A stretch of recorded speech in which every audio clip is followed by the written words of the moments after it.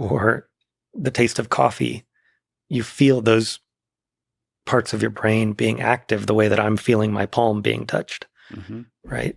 And that sensory system that feels the brain working is consciousness. That is so brilliant. It's the same way, it's the sensation of touch when you're touching a thing.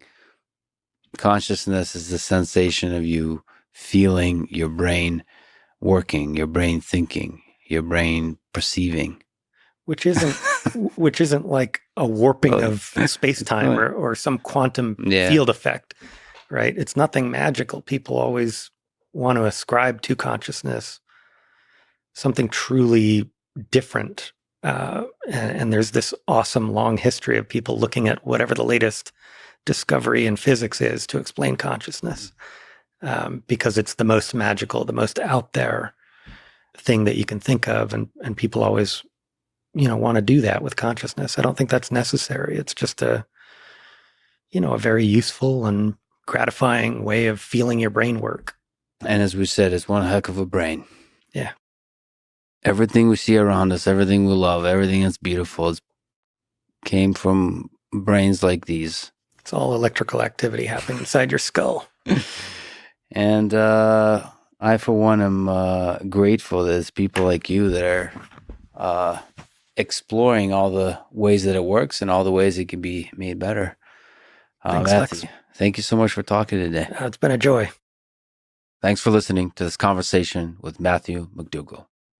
And now, dear friends, here's Bliss Chapman, Brain Interface Software Lead at Neuralink.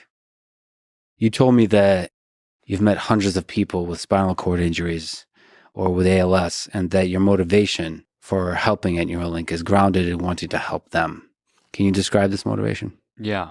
First, just a thank you to all the people I've gotten a chance to speak with for sharing their stories with me. I don't think there's any world really in which I can share their stories in as powerful a way as they can. But just I think to summarize at a very high level, what I hear over and over again is that people with ALS or severe spinal cord injury in a place where they basically can't move physically anymore, really at the end of the day are looking for independence. And that can mean different things for different people.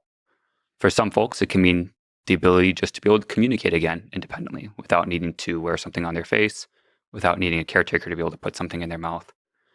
For some folks, it can mean independence to be able to work again, to be able to navigate a computer digitally efficiently enough to be able to get a job, to be able to support themselves, to be able to move out and ultimately be able to support themselves after their family maybe isn't there anymore to take care of them.